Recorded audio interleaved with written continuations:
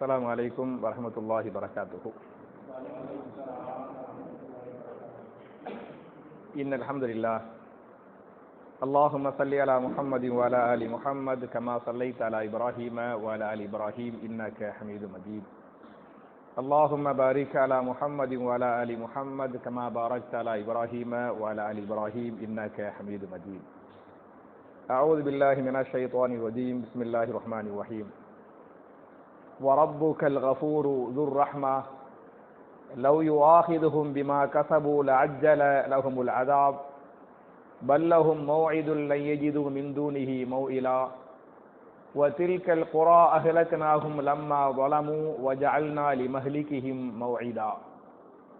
قال رسول الله صلى الله عليه وسلم بلغوا عني ولو آية. رواه البخاري. கண்ணியத்திற்குரிய சகோதர சகோதரிகளே, அல்லாஹுடைய வீட்டில் அல்லாஹுடைய வசனங்களின் தஃசீரை கேட்டு அதன் பிரகாரம் அமல் செய்வதற்காக நாம் எல்லாம் இங்கே ஒன்று கொண்டிருக்கிறோம். இப்படிப்பட்ட நல்ல சந்தர்ப்பத்தில் இன்னைக்கு நம்ம பார்க்க வேண்டிய வசனம் திருமறை குர்ஆனின் சூரத்துல் கஹ்ஃப் என்று சொல்லக்கூடிய 18வது அத்தியாயத்தின் 58வது ஆயத்தை இன்ஷா அல்லாஹ் இன்னைக்கு நம்ம பார்க்கணும். இந்த 58வது ஆயத்துல அல்லாஹ் என்ன சொல்றான் அப்படின்னு சொன்னா, வரப்புக்கல் கஃபூரு ذுர் ரஹ்மா லவ் யுஆஹிதுஹும் பிமா கஸபு லஅஜ்ஜல லஹுமுல் அஸாப் பல் லஹும் மௌஇதுன் லன் யஜிது மின் தூனிஹி மௌஇலா என்பது அந்த ஆயத்து. வரப்புக நிச்சயமாக உங்களுடைய ரப்பு, வரப்புக உங்களுடைய ரப்பு இருக்கிறானே, அந்த ரப்பு எப்படிப்பட்ட ரப்பு என்று சொன்னால் அல் கஃபூர் மிகவும் மன்னிக்க கூடிய ரப்பாக இருக்கிறான் இல்லையா? மட்டுமல்லாமல் ذுர் ரஹ்மா அவன் எதற்கு சொந்தக்காரன்? ரஹமத்திற்கு சொந்தக்காரவனாக, அருள் கொடைக்கு சொந்தக்காரனாக இருக்கிறான் என்று அல்லாஹ் பேசுகிறான். என் அருமை சகோதரர்களே, தாய்மார்களே, இந்த ஆயத்துல அல்லாஹ் தன்னை பற்றி சொல்லும் போது நான் ரப்புக்க, யாருடைய ரப்பு?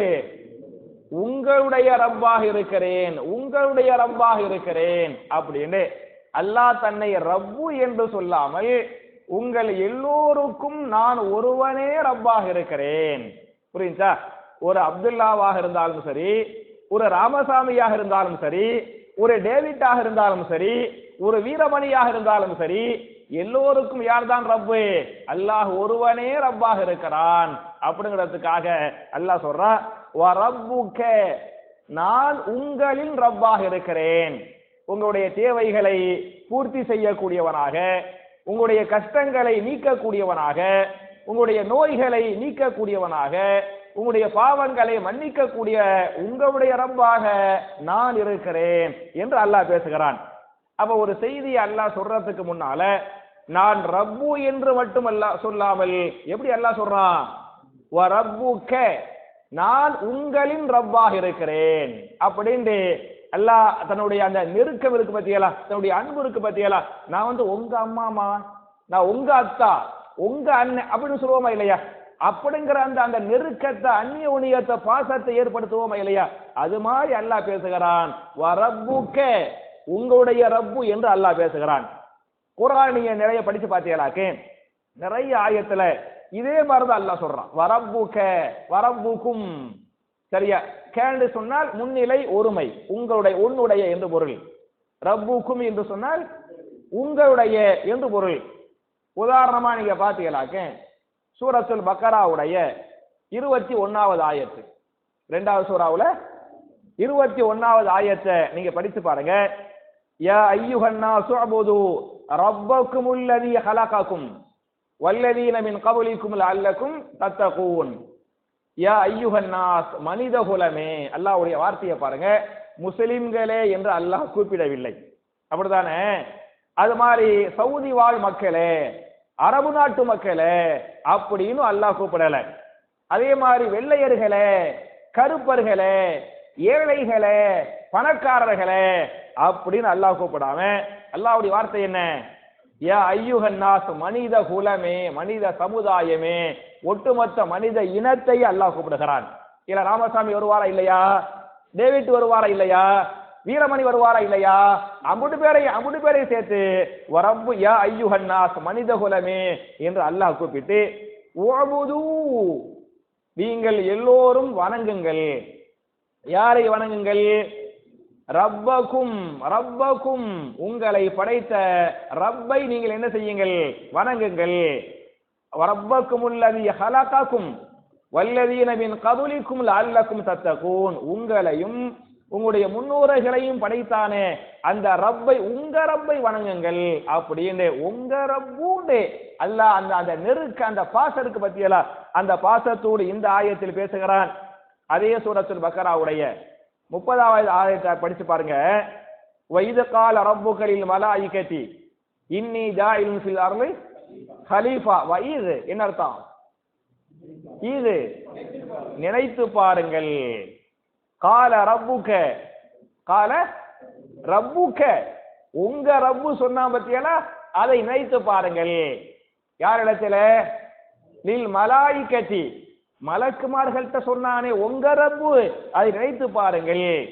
இன்னி ஜாயிலுன் ஃபில் அர்லி ஹலீஃபா இந்த பூமியில் ஒரு ஹலீஃபாவை படைக்க போகிறேன் என்று உங்க ரப்பு மலக்குமார்கள்ட்ட சொன்னானே அதை நினைத்து பாருங்கள் என்று அல்லாஹ் பேசுகிறானே.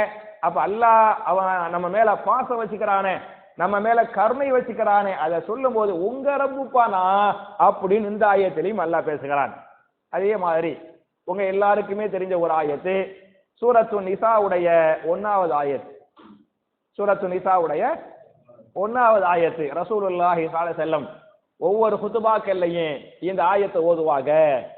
நான் சொன்ன நாக்கு இந்த ஆயத்தை உங்களுக்கே மனப்பாரமா பளிச்சுன்னு தெரியும். யா ஐயுஹன்னாஸு தகு ரப்பக்குமுல்லதி خلقكم من نفس واحدة وخلق منها زوجها وبث منهما رجالا كثيرا ونساء واتقوا الله الذي تساءلون به والأرحام إن الله كان عليكم رقيبا. எங்க கேள்விப்பட்ட மாதிரி இருக்கும்ல இந்த ஆயத்தை கேள்விப்பட்டிருக்கிறோம்ல? எங்க ஒவ்வொரு குத்துபாவுலையும் இந்த ஆயத்து எல்லா பள்ளிவாசல்கள்லையும் இந்த ஆயத்து ஓதப்பட, கல்யாண சபையா இந்த ஆயத்து ஓதப்பட, ஒரு பயான் ஒரு உபதேசத்தை ஆரம்பிக்கிறதுக்கு முன்னால இந்த ஆயத்தை என்ன செய்வாங்க? ஓதுவாங்க. அப்ப இந்த ஆயத்திலையும் யா ஐயுஹன்னாஸு தகு ரப்பக்கும் மனித குலமே உங்களை படைத்த உங்களுடைய ரப்பை நீங்கள் என்ன செய்து கொள்ளுங்கள்? பயந்து கொள்ளுங்கள் என்று அல்லாஹ் பேசுகிறானே. அப்ப ஒரு செய்தி அல்லாஹ் சொல்றதுக்கு முன்னால வரப்புக உங்களுடைய ரப்பு புரியுதா? அப்ப அல்லாஹ் நம்ம மேல அவ்வளவு பாசம் வச்சு அவ்வளவு பாசம். பொதுவா நம்ம என்ன செய்வோம்னு சொன்னா, ஒரு ஆள் நம்மளை திட்டுனா நம்ம தூரமா போயிடுவோம். ஒரு ஆள் அன்பா கூப்பிடறான்னு வைக்கலாம், பாசமா கூப்பிடறான்னு வைக்கலேன், அப்படி நெருங்கி வருவோமா இல்லையா? அதாவது அதிகாரத்தால் சாதிக்க முடியாததை எதால் சாதிக்க முடியும்? அன்பால் சாதிக்க முடியும். அதனால தான் நபிமார்கள் எல்லாம் பசங்கள்கிட்ட பேசும்போது யா புனைய இப்ராஹிம் அலைஹிஸ்ஸலாம் மகன் அறுக்கிற மாதிரி கனவு கண்டாங்க. டேய் எவா அறுக்க போறேன் அப்படிதான் ஏத்துக்கிற மாட்டாரு. யா புனைய என் அருமை மகனே, என் பாசமிக்க மகனே, நான் உன்னை அறுப்பது போன்று கனவு கண்டேன், நான் என்ன செய்யட்டும்? அந்த முதல்ல அன்பை கொடுக்கணும், பாசத்தை கொடுக்கணும், தட்டி கொடுத்து தான் வேலை வாங்கினேன். நீங்க ஒரு கம்பெனியுடைய மேனேஜரு, ஒரு கம்பெனியுடைய முதலாளி அப்படின்னு சொன்னா நீங்க டீம்டியலாக விட்டுட்டு ஓடி போயிடுவாங்க. புரியுதா? நீங்க வேலை வாங்கணும், இன்னும் மேலும் மேலும் சம்பாதிக்கணும் அப்படின்னு சொன்னா என்ன செய்யணும்? அன்பு பாசம் தட்டி கொடுத்தாதான் காரியம் நடக்கும். அதனால அல்லாஹ் என்ன சொல்றா அப்படின்னு சொன்னா வரப்புக உங்களுடைய ரப்பு அப்படின்னு என்னுடைய அன்பை பாசத்தை காட்டுகிறான். அப்ப நம்மளும் என்ன செய்யணும் அப்படின்னு சொன்னா அல்லாஹ் நம்மள்ட்ட நெருக்கமா இருக்கிறான். அப்ப நம்ம அல்லாஹ்ட்ட நெருங்குறதுக்கு என்னென்ன காரியங்கள் இபாதத்துகளை செய்யணுமோ அதை என்ன செய்யணும் அப்படிங்கிறதுக்கு இந்த வரப்புக நம்ம பிள்ளைய பார்த்து நான் உங்க வாப்பாமா உங்க அம்மா உங்க அண்ணன் அப்படிங்கோம்ல, அது மாதிரி உங்க ரப்புப்பானா அப்படின்னு அந்த பாசத்தை அல்லாஹ் முதலில் பேசுகிறான். பேசிவிட்டு உங்கள் ரப்பு நான் எப்படிப்பட்ட ரப்பு என்று சொன்னால் அல் கஃபூர் யாராக இருக்கிறேன்? மிகவும் மன்னிக்க கூடியவனாக இருக்கிறேன். அல் கஃபூருக்கு அர்த்தம் மிகவும் மன்னிக்க கூடியவனாக இருக்கிறேன் என்று அல்லாஹ் பேசுகிறான். அதாவது மன்னிக்க கூடியவன் என்பதற்கு அரபில காஃபிருன். காஃபிர் என்ன அர்த்தம்? மன்னிக்க கூடியவன் என்று பொருள். கஃபர மன்னித்தான், காஃபிருன் மன்னிக்க கூடியவன். புரிஞ்சா? நீ அல்லாஹ் வந்து தன்னை காஃபிர் என்று இந்த வசனத்திலே பேசாமல் எப்படி அல்லாஹ் சொல்றான்? கஃபூர் அப்படின்னு அல்லாஹ் சொல்றான். நான் கஃபூருடைய அர்த்தத்துக்கு முன்னால முதல்ல காஃபிருக்கு வர்றேன். குர்ஆன்ல காஃபிருங்கிற ஆயத்து வருதா வரலையா? காஃபிர் என்று சொன்னால் மன்னிக்க கூடியவன். புரிஞ்சாஜி? உதாரணமா நீங்க படிச்சு பாருங்களேன். சூரத்துல் முஃமின் 40வது சூரா, 40வது சூராவுல 3வது ஆயத்து, 40ல 3வது ஆயத்தை நீங்க படிச்சு பாருங்க. நீங்க சொன்ன அந்த ஆயத்து காஃபிரி தம்பி வ காபிலி தௌபி ஷதீதுல் இகாபி தௌல். அல்லாஹ் காஃபிரி தம்ப் பாவத்தை மன்னிக்க கூடியவனாக அல்லாஹ் தன்னை காஃபிர், அல்லாஹ் தன்னை காஃபிர் என்று பேசுகிறான். காஃபிர் என்ன அர்த்தம்? மன்னிக்க கூடியவன். 40வது சூராவுல 3வது ஆயத்து பேசுதா? அதே மாதிரி பாத்தீங்களாக்க இந்த காஃபிருடைய பன்மை வந்து காஃபிரூன் அல்லது காஃபிரீன். காஃபிருடைய பன்மை என்ன? காஃபிரூன். முஸ்லிமுடைய பன்மை என்ன? முஸ்லிமூன் அல்லது முஸ்லிமீன். குர்ஆனை ஓதிருப்பீங்க சரியா? காஃபிருடைய பன்மை என்ன? காஃபிரூன் அல்லது காஃபிரீன். காஃபிருடைய பன்மை என்ன? காஃபிரூன் அல்லது காஃபிரீன். புரியுதா? அப்ப 40வது சூராவுடைய 3வது ஆயத்துல ஒருமையை பேசுகிறான். அதே சமயத்துல 7வது சூரா சூரத்துல் அராஃப் அதுல 155வது ஆயத்தை படிச்சு பார்த்தீங்களாக்க ஃபக்ஃபிர் லனா வர்ஹம்னா வ அன்த கைருல் காஃபிரீன். ஃபக்ஃபிர் லனா எங்கள் ரப்பே எங்களை மன்னித்து விடுவாயாக, வர்ஹம்னா எங்கள் மீது கருணை காட்டுவாயாக, அன்த கைருல் காஃபிரீன் மன்னிக்க கூடியவர்களில் நீயே மிகச் சிறந்தவனாக இருக்கிறாய் என்று அல்லாஹ் பேசுகிறான். அப்ப அல்லாஹ் முதல்ல வந்து காஃபிர். முதல்ல யார்? அல்லாஹ் காஃபிர். என்ன அர்த்தம்? மன்னிக்க கூடியவன் அப்படின்னு அர்த்தம். முதல் சிஃபத்து. இரண்டாவது அதுக்கு விட இதுக்கு மேல உள்ள சிஃபத்து என்ன என்று சொன்னால் அல்லாஹ் தன்னை கஃபூர். கஃபூர் என்று சொன்னால் என்ன அர்த்தம்? மிகவும் மன்னிக்க கூடியவன், மிகவும் மன்னிக்க கூடியவன், அதிகமாக மன்னிக்க கூடியவன். சாதாரண மன்னிக்க கூடியவன் வந்து காஃபிர். அல்லாஹ் தன்னை காஃபிர்னு அல்லாஹ் சொல்றான். ரொம்ப ரொம்ப அல்லாஹ் மன்னிக்கிறான் பாத்தியாலா, அதுக்கு பேர் என்ன? கஃபூர். புரியுதா? இந்த ஆயத்துல அல்லாஹ் காஃபிர் என்று சொல்லாமல் எந்த வார்த்தையை அல்லாஹ் யூஸ் பண்றான்? வரப்புக்கல் கஃபூர் என்று அல்லாஹ் பயன்படுத்துகிறான். நீங்க குர்ஆனை படிச்சு பார்த்தீங்களாக்க அல்லாஹ் தன்னை கஃபூர் என்று பல வசனங்களில் பேசுகிறான். உதாரணமாக சூரத்துல் பக்கராவுடைய 173வது ஆயத்து உங்க எல்லாருக்குமே தெரிஞ்ச ஆயத்து. இன்னமா ஹர்ரம அலைக்குமுல் மைத்தத வத்தம வலஹமல் ஹின்ஸீர் வமா உஹில்ல பிஹி லிகைரில்லாஹ். அந்த பெரிய பாவத்தை அல்லாஹ் சொல்லுவான், உங்களுக்கு வந்து இன்னமா ஹர்ரம அலைக்குமுல் மைத்தா, செத்து போனதை நீங்க சாப்பிடக்கூடாது வந்து ஹராமு. அப்புறம் இரத்தத்தை சாப்பிடக்கூடாது ஹராமு. பன்றியின் கறியை சாப்பிடக்கூடாது, பன்றி வந்து ஹராமு. அல்லாஹ் அல்லாத பிற கடவுளுடைய பேர் சொல்லி அறுக்கப்பட்டதை நீங்கள் சாப்பிடக்கூடாது. பெரும்பாவத்தை அல்லாஹ் பற்றி பேசிக்கொண்டே வருகிற போது அந்த ஆயத்துடைய கடைசியை படிச்சு பாருங்க. நீங்க நிர்பந்தத்தின் காரணத்தால் இப்படிப்பட்ட பாவங்களை செய்துவிட்டால் இன்னல்லாஹ கஃபூருர் ரஹீம். அந்த ஆயத்துல பெரும்பாவத்தை பற்றி அல்லாஹ் சொல்லும் போது அந்த ஆயத்தை அல்லாஹ் எப்படி முடிப்பான்னு சொன்னா இன்னல்லாஹ கஃபூருர் ரஹீம். நிச்சயமாக அல்லாஹ் காஃபிர் அல்ல, கஃபூராக மிகவும் மன்னிக்க கூடியவனாக இருக்கிறான், மிகவும் கருணை காட்டக்கூடியவனாக, மிகவும் பாசம் காட்டக்கூடியவனாக இருக்கிறான். பாசம் இருந்தா தான் மன்னிக்க முடியும் தெரியுமா? பாசம் இல்லாட்டி மன்னிக்க முடியாது. நம்ம பிள்ளைங்க தப்பு பண்ணிடுவாங்க, தப்பு பண்ணிட்டா நம்ம பிள்ளைங்களுடைய தப்ப மன்னிச்சிருவோமா இல்லையா? ஏன் மன்னிக்கிறோம்? பாசம் இருக்குது. பாசம் இருக்கிறதுனால மன்னிச்சிடுறோம். கல்யாணம் முடிச்சத புதுசுல பாத்தீங்களாக்க மனைவி தப்பு பண்ணா மன்னிச்சிருவோம் இல்லையா? அந்த எந்த ஒரு விஷயத்தையும் பெருசாக்க மாட்டோம். ஏன் பெருசாக்க மாட்டோம்? ஏன் அரசு பெருசாக்க மாட்டோம்? ஏன் பெருசாக்க மாட்டோம்? பாசம். இந்த பாசம் வந்து பெரிய விஷயமா இருந்தாலும் அந்த பாசம் ஒண்ணுமில்லாம ஆக்கிடும்.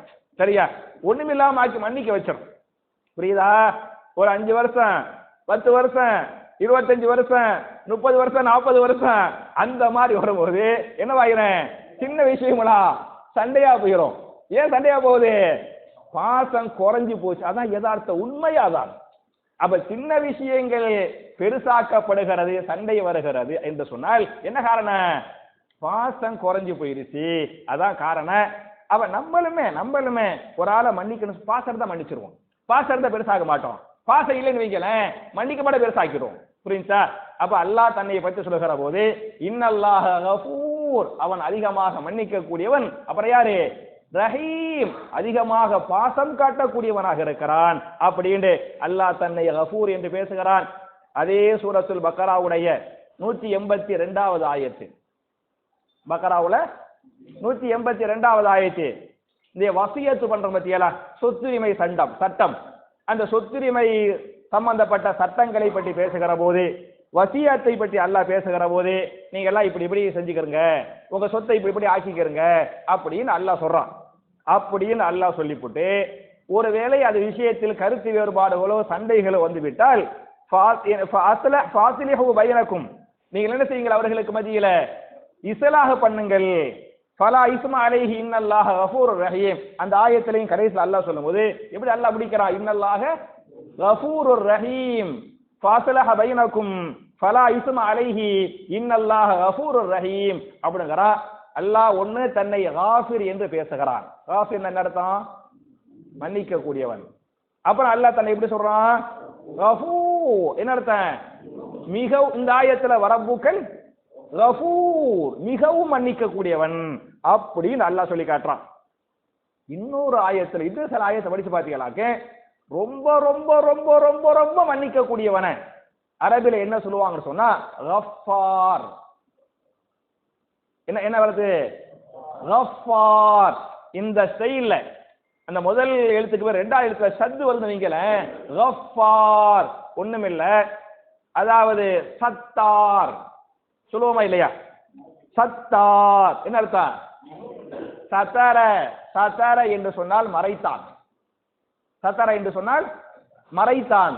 யார் ஒரு முஸ்லிமின் குறையை, ஒருவருடைய குறையை மறைக்கிறாரோ அவருடைய குறையை அல்லாஹ் இம்மையிலும் மறுமையிலும் மறைப்பான். ஹதீஸ் வருதா இல்லையா? சாத்திர் மறைக்க கூடியவன், சாத்திர்னா மறைக்க கூடியவன். சத்தார் என்ன அர்த்தம்? மிக மிக மிக மிக மிக மறைக்கக்கூடியவன். புரியுதா? அல்லாஹ் மட்டும் சத்தார் இல்லைன்னு வைக்கல, நம்ம எல்லாம் அவமானப்படுத்தப்பட்டிருப்போம். அதான் உண்மை, அதான் யதார்த்தம். யாரு மிச்ச மீதி கிடையாது. புரியுதா? நம்ம எல்லாம் ரொம்ப அப்படி ரொம்ப ஒழுக்கம், ரொம்ப அப்படிலாம் சொல்ல நம்மள மனுஷன் பெரிய பெரிய பாவங்களை செஞ்சிரு காட்டியால பாவம் செஞ்சிருக்கிறோமா இல்லையா? உழுக்குற பாவம் இருக்குதா இல்லையா? எல்லாத்தையும் பாவம் இருக்குது. புரியுதா? இப்ப ரப்புல் ஆலமீன் மாஷா அல்லாஹ் தபாரக்கல்லாஹ், அந்த ரப்புல் ஆலமீன் சத்தார் என்ற காரணத்தால் நம்முடைய கண்ணியம் காக்கப்படுகிறது. ரப்புல் ஆலமீன் சத்தாராக இல்லை என்று சொன்னால் நம்முடைய கண்ணியம் காக்கப்படாது, அவமானப்படுத்தப்பட்டிருப்போம். சத்தாருக்கு என்ன அர்த்தம்? மிக மிக மிக மிக மன்னிக்க கூடியவன் சத்தார். அதே மாதிரி ஃபஆல் கேள்விப்பட்டிருப்பீங்க, ஃபஆலுன் லிமா யுரீத். அல்லாஹ் தன்னை பற்றி சொல்லும்போது நான் ஃபாயில் அல்ல, ஃபாயில்னா ஒரு வேலையை செய்யக்கூடியவன். சரிங்களா? ஒரு வேலையை செய்யறோம், ஒரு 4 வேலையில 2 வேலையை செய்வோம், 2 வேலையை விட்டுருவோம், செய்ய முடியாம போயிடுறேன், அவன் ஃபாயிலே. ஃபஆல் என்று சொன்னால் நினைத்ததை எல்லாம் செய்யக்கூடியவன். நம்ம ஃபஆலா கிடையாது. அல்லாஹ் யாரு? ஃபஆல், ஃபஆலுல் லிமா யுரீத். அடுத்து புரியுதுல? புரியுதுல? அது மாதிரி தவ்வாப், தவ்வாப் அதிகமாக தௌபா செய்யக்கூடியவன். தாயிபுனா தௌபா செய்யக்கூடியவன். தவ்வாப், இந்த ஸ்டைல் புரியுதுல உங்களுக்கு? தவ்வாப் என்ன அர்த்தம்? அதிகமாக தௌபா செய்யக்கூடியவன். அல்லாஹ்வோடு இந்த தவ்வாபுங்கிற வார்த்தை வந்துட்டாக்க அதிகமாக தௌபாக்களை ஏற்றுக்கொள்ளக்கூடியவன், மன்னிக்க கூடியவன். உங்களுக்கு தெரிஞ்ச சூரா இதா ஜா நஸ்ருல்லாஹி வல் ஃபத்ஹ் வரஐத அன்னாஸ யதுகுலூன ஃபீ தீனில்லாஹி அஃப்வாஜா ஃபஸப்பிஹ் பிஹம்தி ரப்பிக வஸ்தக்ஃபிருஹு இன்னஹு கான தவ்வாபா. நிச்சயமாக அவன் தவ்வாபாக இருந்து கொண்டே இருக்கிறான். என்ன அர்த்தம்? நீங்கள் கேட்கக்கூடிய தௌபாக்களை ஏற்றுக்கொள்ளக்கூடியவனாக இருந்து கொண்டே இருக்கிறான் அப்படின்னு அர்த்தம். அப்ப அல்லாஹ் கஃபார் என்று பல ஆயத்துகள் அல்லாஹ் பேசுகிறான். உதாரணமாக சூரா தாஹா என்று சொல்லக்கூடிய 20வது சூராவுல 82வது ஆயத், சூரா நம்பர் 20, ஆயத் நம்பர் 82. அதுல இன்னி லகஃபாருன், இன்னி ஆயத் எடுத்தாச்சா? இன்னி லகஃபாருன் லிமன் தாப வ ஆமன வ அமில ஸாலிஹன் சும்ம ஹதா இருக்கா? அல்லாஹ் தன்னை பற்றி அறிமுகப்படுத்துகிறான். இன்னி நிச்சயமாக நான், யார் என்று சொன்னால் லகஃபார், யாராக இருக்கிறேன்? மிக மிக மிக மிக மிக மன்னிக்க கூடியவனாக இருக்கிறேன். அல்லாஹ்ட்ட இந்த தன்மை இல்லைன்னு சொன்னா வானம் இருக்காது, பூமி இருக்காது. மனுஷன் பண்ணக்கூடிய அநியாய அக்கிரமத்துக்கு என்னைக்கு அழிஞ்சு போயிருக்கும், என்னைக்கு அழிச்சிருப்பான். அவன் காஃபிர் மாத்திரம் அல்ல, அவன் கஃபூர் மாத்திரம் அல்ல, அவன் யாராகவும் இருக்கிறான், கஃபாராக. அல்லாஹ் தன்னை பற்றி அறிமுகப்படுத்துகிற போது இன்னி லகஃபார், நிச்சயமாக நான் அதிகம் அதிகம் அதிகமாக மன்னிக்க கூடியவனாக இருக்கிறேன். யாரை? லிமன் தாப, யார் தௌபா செய்கிறாரோ, வ ஆமன ஈமான் கொள்கிறாரோ, வ அமில சாலிஹன் சாலிஹான அமல்கள் செய்கிறாரோ அவரை சும்மஹதா, பிறகு அவங்களுக்கு நான் என்ன செய்கிறேன்? ஹிதாயத்தை கொடுக்கிறேன் என்று அல்லாஹ் பேசுகிறானே. அப்ப கஃபார் என்பது கஃபூர் என்பதை விட ஸ்ட்ராங்கான வார்த்தை. புரியுதா? அதே மாதிரி பாத்தீங்கன்னாக்க இன்னொரு இந்த கஃபாருக்கு உங்களுக்கு சொல்லி காட்டுறேன். சூரா நூஹு 71வது சூராவுல, சூரா நூஹு 71வது சூராவுல 10வது ஆயத்து. நபி நூஹ் அலைஹிஸ்ஸலாம் அவர்கள் அந்த சமுதாய மக்களுக்கு சொன்னாங்கல்ல, ஃபகுல் துஸ்தக்ஃபிரு ரப்பக்கும் இன்னஹு கான கஃபாரா. ஃபகுல்து, நான் சொன்னேன். நான்டா யாரு? நூஹ் அலைஹிஸ்ஸலாம் சொன்னார்கள், இஸ்தக்ஃபிரு ரப்பக்கும், உங்களுடைய ரப்பிடத்தில் நீங்கள் என்ன செய்யுங்கள்? இஸ்திக்ஃபார் செய்யுங்கள். இன்னஹு கான கஃபாரா, நிச்சயமாக அவன் பாவங்களை மிகவும் மன்னிக்க கூடியவனாக இருக்கிறான் என்று அல்லாஹ் பேசுகிறான். அப்ப அல்லாஹ் ஒன்று காஃபிர், இரண்டாவது யாரு? கஃபூர், மூணாவது யாரு? கஃபார். புரியுதா? அவ இங்க அல்லாஹ் சொல்லும் போது வரப்புக்கல் கஃபூர், உங்களுடைய ரப்பு மிகவும் மன்னிக்க கூடியவனாக இருக்கிறான். மட்டுமல்லாமல் ஸுர் ரஹ்மா, ரஹமத்துக்கு சொந்தக்காரன், அன்புக்கு பாசத்திற்கு இரக்கத்திற்கு சொந்தக்காரன் என்று அல்லாஹ் பேசுகிறான். அல்லாஹ் ரஹமத்துக்கு சொந்தக்காரனா இல்லையா? ரஹமத்துக்கு அன்பு பாசத்துக்கு அல்லாஹ் தான் சொந்தக்காரன். சரியா? இதை பற்றிய ஒரு ஹதீஸை இமாம் புகாரி தன்னுடைய சஹீஹுல் புகாரியின் 6000 ஹதீஸ் நம்பர் என்ன? புகாரில 6000 ஹதீஸ் நம்பர். அதுல இந்த அன்பு, பாசம், கருணை, ரஹமத்து இதையெல்லாம் படைச்சது யாரு? அல்லாஹ் தானே படைத்தான். நம்ம மனைவி மேல அன்பு வச்சுக்கிறோம், பிள்ளைங்க மேல அன்பு வச்சுக்கிறோம், அவங்க கணவன் மேல அன்பு வச்சுக்கிறாங்க, பரஸ்பர அன்பு வச்சுக்கிறோம் இல்லையா? ஒருத்தருக்கு நெருக்கமான ஒருத்தருக்கு என்னமாச்சும் ஒன்று ஆயிடுச்சு, நோய் வந்துருச்சு, மௌத்தா போயிட்டாங்கன்னு சொன்னா அப்படி பதறி போய் விடுகிறோமே இல்லையா? அப்படி அழுது கதறுகிறோமே இல்லையா? அதுக்கெல்லாம் என்ன காரணம்? இது அன்பின் வெளிப்பாடு, பாசத்தின் வெளிப்பாடு. அதான காரணம். அல்லாஹ் ரப்பல் ஆலமீன் இந்த அன்பை படைத்தான், இந்த பாசத்தை படைத்தான், இந்த ரஹமத்தை படைத்தான்.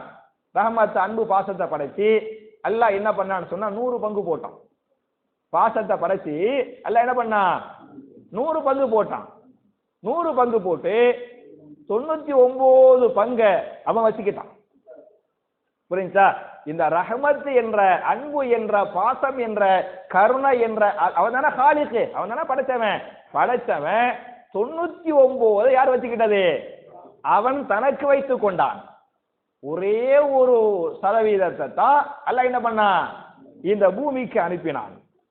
ஒரே ஒரு சதவீதத்தை தான் இந்த பூமிக்கு அனுப்பி ஆதம் நபியிலிருந்து இந்த கடைசி வரக்கூடிய மக்கள் அன்பு காட்டுறாங்கல்ல, கணவன், மனைவி, பிள்ளைங்க, அம்மா, அத்தா, நண்பர்கள், சகோதரர்கள் பாசம் காட்டுறாங்கல்ல, அது மாதிரி மனுஷன் காட்டக்கூடிய பாசம் மாத்திரமல்ல, மிருகங்கள் காட்டக்கூடிய பாசம், பறவைகள் காட்டக்கூடிய பாசம், ஜின்கள் காட்டக்கூடிய பாசம்.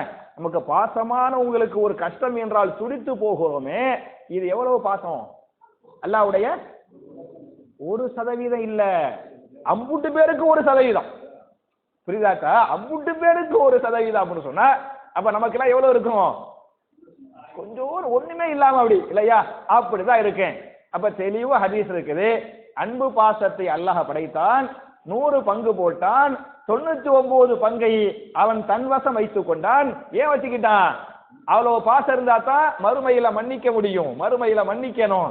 அப்ப அந்த பாசம் இருந்தா தான் மன்னிக்க முடியும். அவன் 99% அவன் வச்சுக்கிட்டான். ஒன்னே ஒன்னதான் துனியாவுக்கு பூமிக்கு அனுப்பி விட்டான். அதை வச்சுதான் அது ஆதம் நபியிலிருந்து கடைசி வரை வரக்கூடிய மக்கள் பாசம், மிருகங்கள் பாசம், பறவைகள் பாசம் அப்படி இருக்குது அப்படின்னு இருக்குது.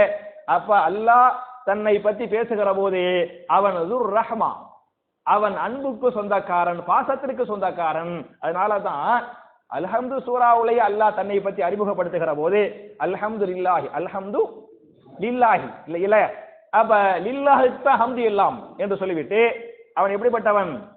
அர் ரஹ்மான், அப்படிதானே? அல்ஹம்துலில்லாஹி ரப்பில் ஆலமீன் அப்படின்னு அர்த்தம் இருக்கு. அர் ரஹ்மான் அர் ரஹீம் இல்லையா? அப்ப தன்னை பத்தி அல்ஹம்துலில்லாஹி ரப்பில் ஆலமீன் என்று சொல்லிவிட்டு இந்த ரப்புடா என்ன? அதிகாரம் படைத்தவன், விசாரிக்க கூடியவன். ரப்பு என்பது அதிகாரமிக்க ஒரு பதவி. அப்ப ரப்புன்னு சொல்லிட்டனால மக்கள் பயந்துடக்கூடாதுங்கிறதுக்காக அடுத்த வார்த்தைய அடேன ரப்புண்டானே பயந்துடாத, நான் ரஹ்மான், நான் ரஹீம், சரியா, நான் அளவற்ற அருளாளன், நிகரற்ற அன்புடையோன் என்று அல்லாஹ் பேசுகிறானே. அப்ப ஒண்ணு வரப்புக்க, ஒண்ணு என்ன வரப்புக்க, அர்த்தம் புரியுதா? ரெண்டாவது நான் ரப்பு அல் கஃபூர், நான் யாரு? நான் கஃபூர், மிகவும் மன்னிக்க கூடியவன். மூணாவது பாத்தீங்களாக்கே துர் ரஹ்மா, நான் ரஹமத்துக்கு சொந்தக்காரன், நான் அன்புக்கு இரக்கத்திற்கு சொந்தக்காரன் என்று அல்லாஹு ரப்புல் ஆலமீன் தன்னை பற்றி, தன்னுடைய கருணையை பற்றி, மன்னிக்க கூடிய தன்மையை பற்றி இங்கே அறிமுகப்படுத்துகிறான். அதனால தான் ஒரு ஹதீஸை இமாம் புகாரி தன்னுடைய சஹீஹுல் புகாரியின் 7422வது ஹதீஸாக 7422 புரியுதுல? சில பேருக்கு வானத்திலிருந்து சக்கீனா இறங்க, அப்படி சுகூன் இறங்க. ஏன்னா மாஷா அல்லாஹ் தபாரக்கல்லாஹ் குர்ஆன் தஃப்சீர் இல்ல, மலக்குகள் சூழ்ந்திருப்பாங்க. அல்லாஹ்வுடைய சக்கீனா இறங்கி தூங்கிடக்கூடாது. புரியுதா? சக்கீனா இறங்கி கவனமா கேட்கணுமே தவிர அது சக்கீனா உங்களுக்கு சுகூன தூக்கத்தை கொடுத்துடக்கூடாது அப்படிங்கிறதையும் சேர்த்து நான் சொல்லிக்கிறேன். அப்ப புகாரியுடைய 7422வது ஹதீஸாக இந்த ஹதீஸ் பேசுகிறது. அல்லாஹு ரப்புல் ஆலமீன் தன்னுடைய அரிசில ஒன்று எழுதப்பட்டிருக்கும் இல்லையா? என்ன எழுதப்பட்டிருக்கேன்? இன்ன ரஹ்மதி தக்லிபு கலபி, சரியா? ஒரு ரிவாயத்துல இன்ன ரஹ்மதி தக்லிபு கலபி, இன்னும் ஒரு ரிவாயத்துல இன்ன ரஹ்மதி சபகத் கலபி, முந்திவிட்டது. புரியுதா? இன்ன ரஹ்மதி, நிச்சயமாக என்னுடைய அன்பு, தக்லிபு கலபி, என்னுடைய கோபத்தை மிகைத்து விட்டது. என்னுடைய அன்பு என்னுடைய கோபத்தை மிகைத்து விட்டது. இது எங்க போட்டிருக்கேன்? அல்லாஹ்வுடைய அரிசில போட்டிருக்கும். புரியுதா? முதலமைச்சர் ஆபீஸ்ல போட்டிருக்குமா இல்லையா? கலெக்டர், மாவட்ட ஆட்சி தலைவர் போட்டிருக்குமா இல்லையா? அதே மாதிரி அல்லாஹ்வுடைய அரிசில நிறைய அஜரத்துமார்கள் சொல்லுவாங்க, அப்படி அல்லாஹ்வுடைய அரிசில என்ன போட்டிருந்துச்சா அப்படின்னு சொன்னா லா இலாஹ இல்லல்லாஹ் என்ன போட்டிருந்துச்சா?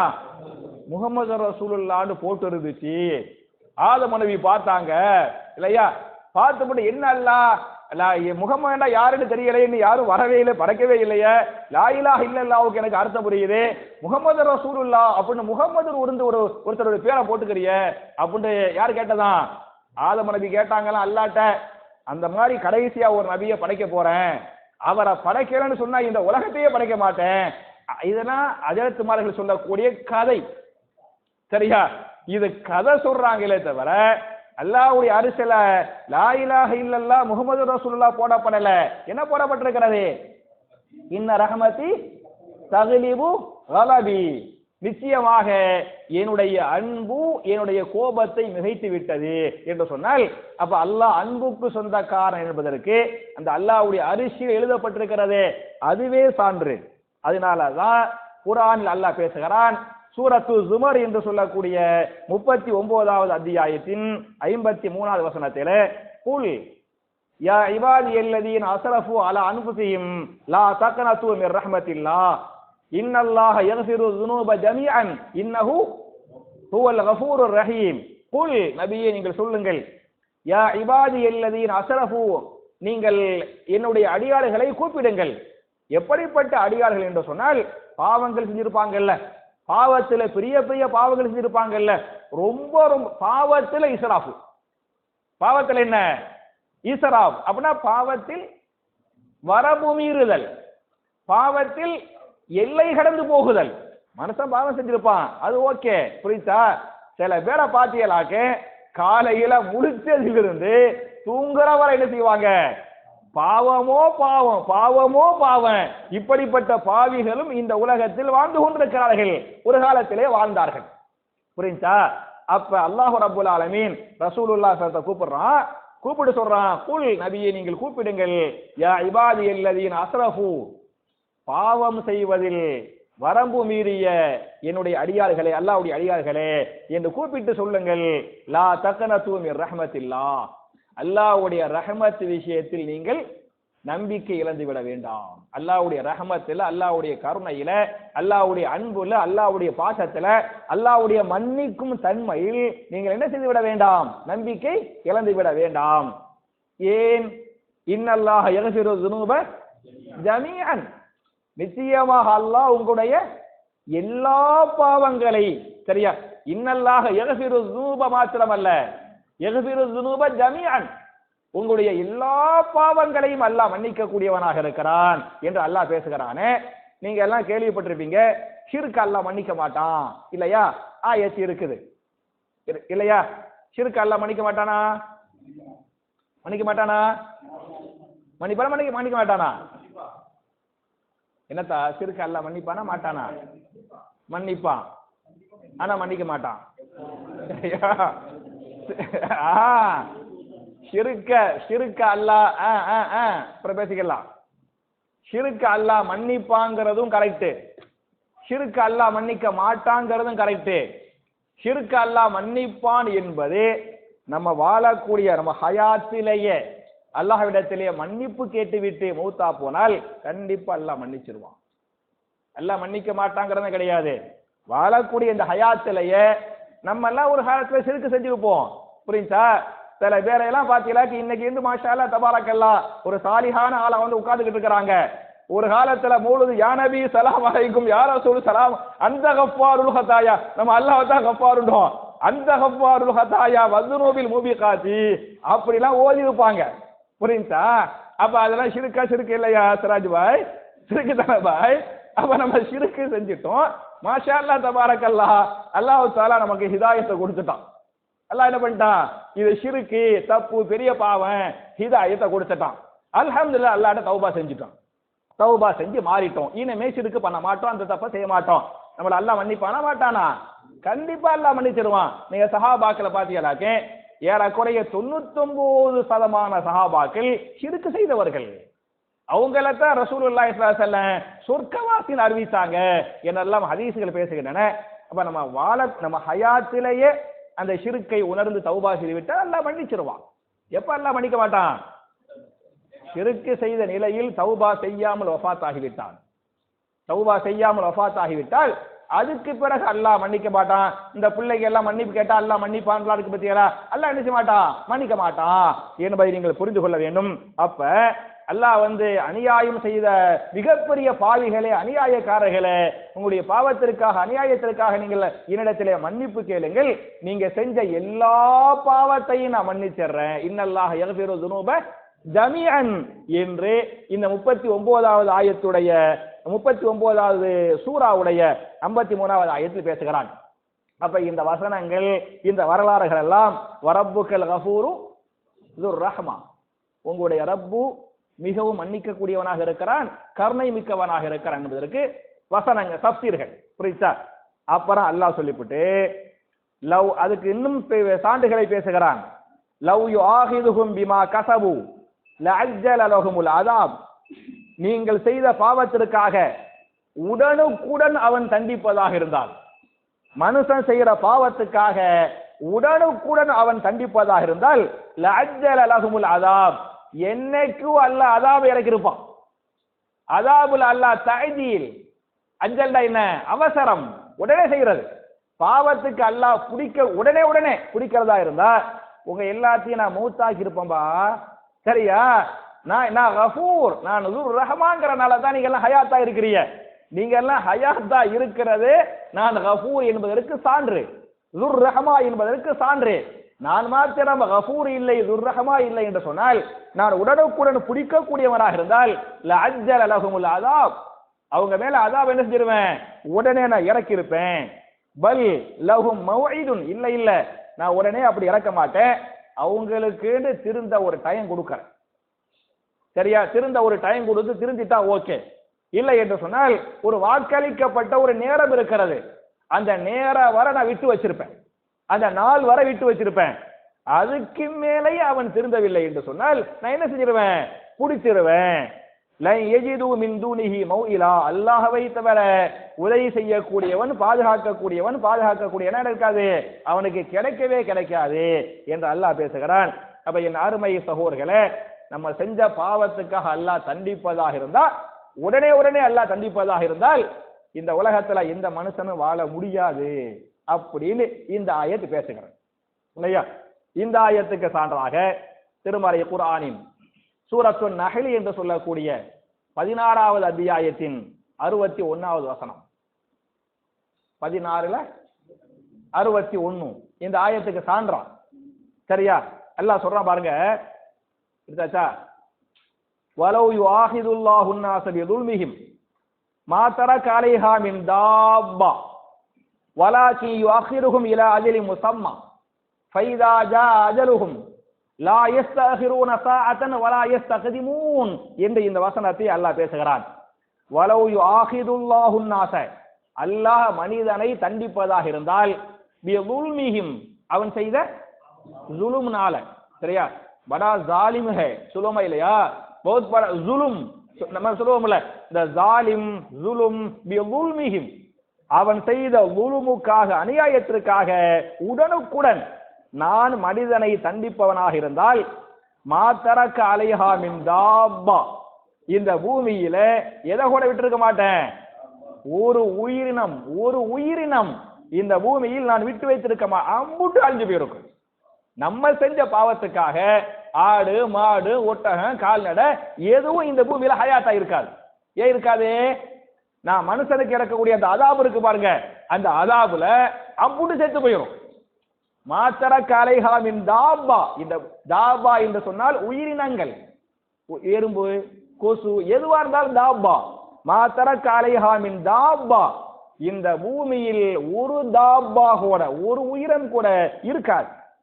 வலாக்கின் யுஅஹிருஹும், நான் என்ன செய்யறேன், உங்களுக்கு லேட்டா தஅஹீர் பண்றேன், கொஞ்சம் அவகாசம் கொடுக்கறேன், கொஞ்சம் லேட் ஆக்குறேன். இலா அஜலி முஸம்மா, குறிப்பிட்ட ஒரு அஜல் வரை, குறிப்பிட்ட ஒரு எல்லை வரை. ஃபைதா ஜா அஜலுஹும், அவர்களுக்குரிய அந்த அஜல் வந்து விட்டால், லா யஸ்தஅஹிரூன ஸாஅத்தன் வலா யஸ்தக்திமூன், ஒரு கடுகளவு கூட நேரம் அவங்களுக்கு முந்தவோ பிந்தவோ செய்யாது என்று பேசுகிறானே.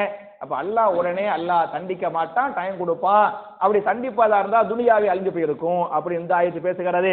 அதே மாதிரி சூரத்துல் ஃபாத்திர் 35வது சூராவுல 45வது ஆயத்து கடைசி, சூரத்துல் ஃபாத்திருடைய கடைசி ஆயத்து 45வது ஆயத்து, அதுல பாத்தீங்களாக்கு ஏறக்குறை இதே செய்தி, கொஞ்சம் வார்த்தைகள்ல சின்ன மாற்றங்கள் வரலாமே தவிர கருத்து என்ன, இதே கருத்தை தான் இந்த ஆயத்திலும் அல்லாஹ் பேசுகிறான். அப்ப உடனுக்குடன் அல்லாஹ் தண்டிப்பதாக இருந்தால் அம்புட்டு பேரையும் அல்லாஹ் தண்டிச்சிருப்பான். இந்த பூமியில எது இருக்காது, ஒரு உயிரினங்களோ ஒரு புற்பூண்டுகளோ அணுகுட போட்ட ஒண்ணுமில்லா போயிரு பத்தியலா, அது மாதிரி ஒட்டுமொத்தமா அழிச்சிருப்பேன் என்று அல்லாஹ் பேசுகிறான்.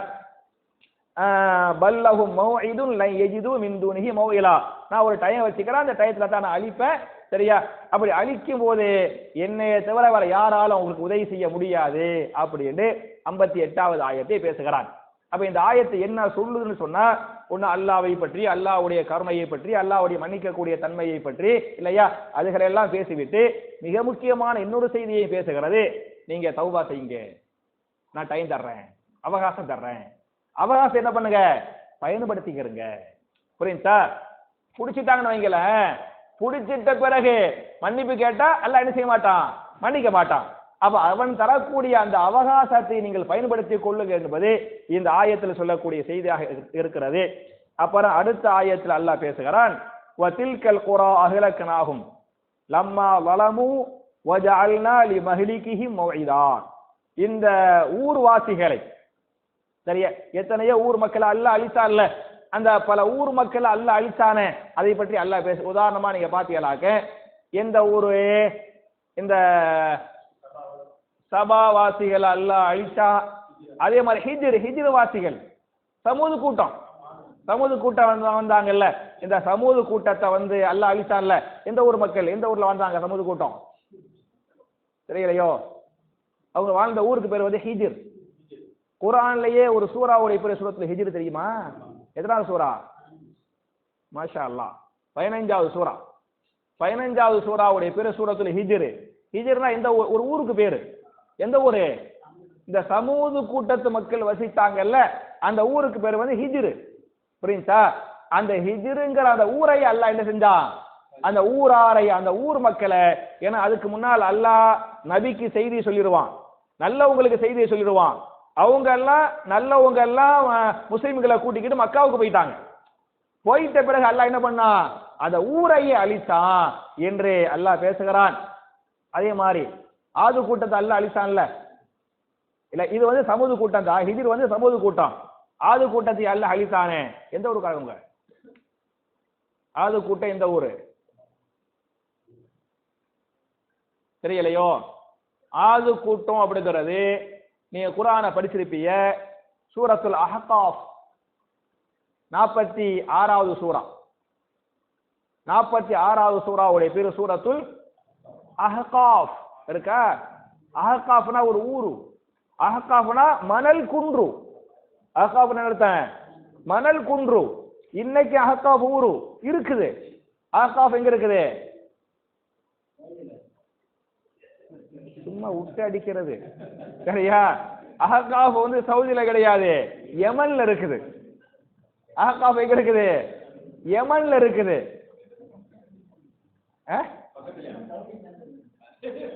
யமன் சவுதியை சேர்ந்ததா? அதாவது சமாளிப்புங்கிறது, சரியா, உச்சகட்ட சமாளிப்பு. அப்படி பாத்தீங்களாக்க, நான் அந்த பாகிஸ்தானு, பங்களாதேஷ், சரியா, எல்லாம் ஒண்ணுதாப்பான்ருவேன். அதுக்கு மேல பார்த்தா ஸ்ரீலங்கா, எல்லாம் ஒண்ணுதாப்பா. ஆதம் நபி காலத்துல உலகமே ஒண்ணுதாப்பான்ருவேன். புரியுதா? அப்ப இன்னைக்கு அஹ்காஃப் என்பது எங்க இருக்குது? யமன் தேசம். யமன் தேசத்தில் இருக்கக்கூடிய ஒரு ஊர். அந்த ஊருக்கு பேர் அஹ்காஃப். அவங்க பெரிய இடத்துல வாழ்ந்தாங்க, நிறைய பறந்து விரிந்து வாழ்ந்தவர்கள். ஆது கூட்டம், ஒட்டுமொத்த ஆது கூட்டத்தை அல்லாஹ் என்ன செஞ்சா? அழிச்சானா இல்லையா?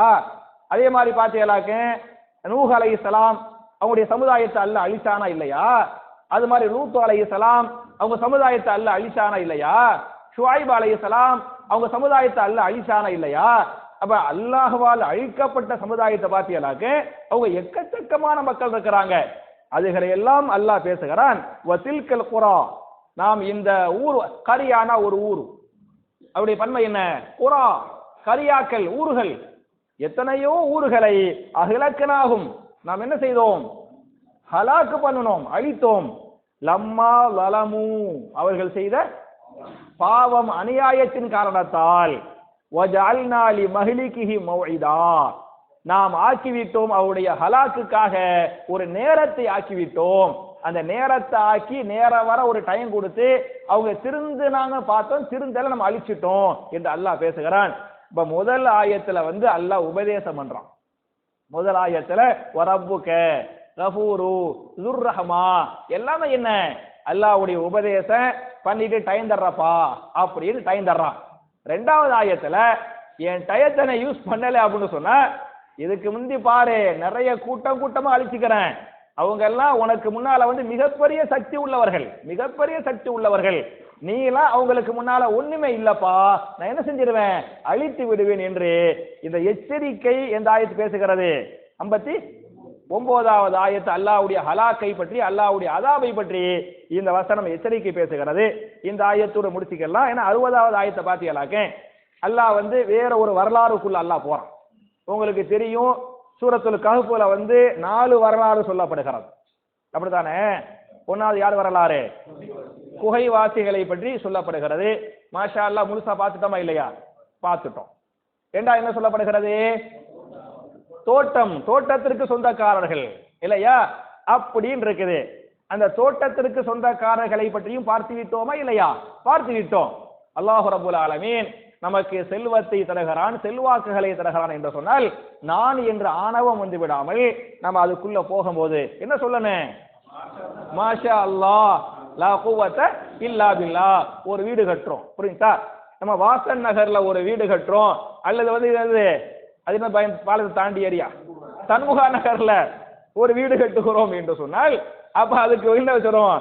மாஷா அல்லாஹ் லா குவத்த இல்லா பில்லாஹ். என்ன அர்த்தம் மாஷா அல்லாஹ்வுக்கு?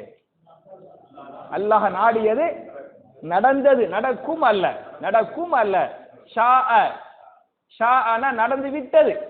நம்ம தான் மாஷா அல்லாஹ் வீடு கட்டியாச்சே, சரியா?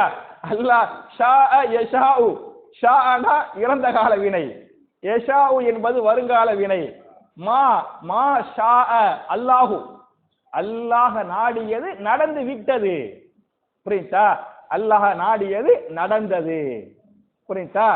அப்படின்னு சொல்லி போட்டு லா குவத்த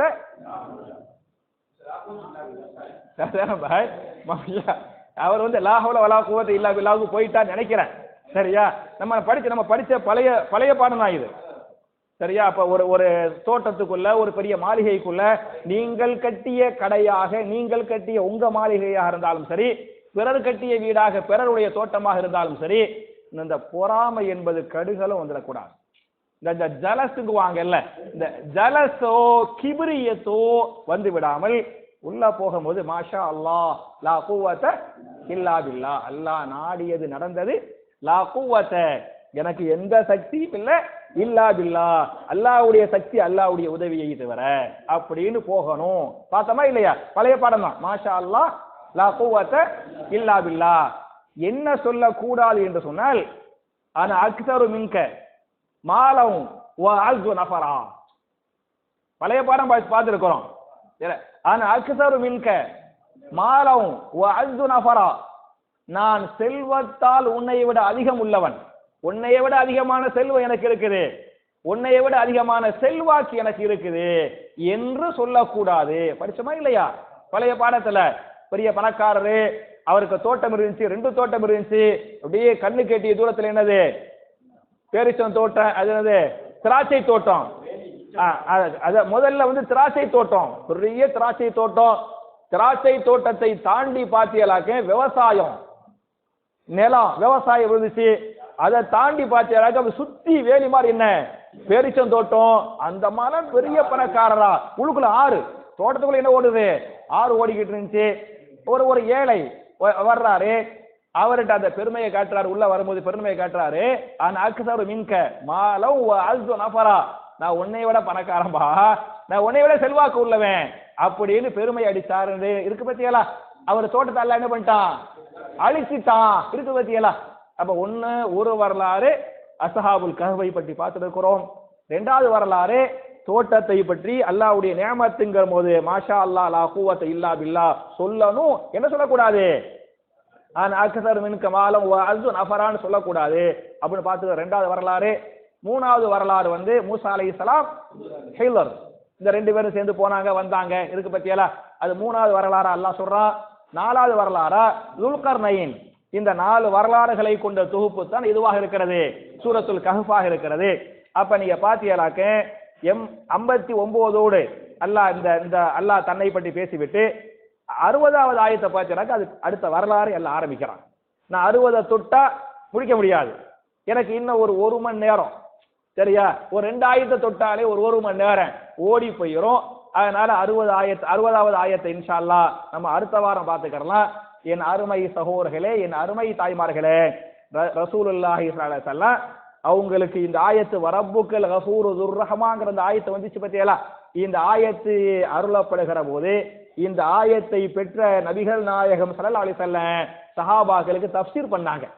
இந்த ஆயத்தை பெற்ற சஹாபாக்களுக்கு தஃப்சீர் பண்ணாங்கல்ல, அந்த தஃப்சீரின் மூலமாக அல்லாஹ் ரப்பல் ஆலமீன் சஹாபாக்களுக்கு எப்படிப்பட்ட ஈமானை ஏற்படுத்தினானோ, எப்படிப்பட்ட இறையச்சத்தை அல்லாஹ் ஏற்படுத்தினானோ, எப்படிப்பட்ட மாற்றங்களை அல்லாஹ் ஏற்படுத்தினானோ, அதே ஈமானை, அதே இறையச்சத்தை நம்முடைய கல்புகளில் அல்லாஹ் ஏற்படுத்துவானாக என்ற துஆவோடு முடிக்கிறேன்.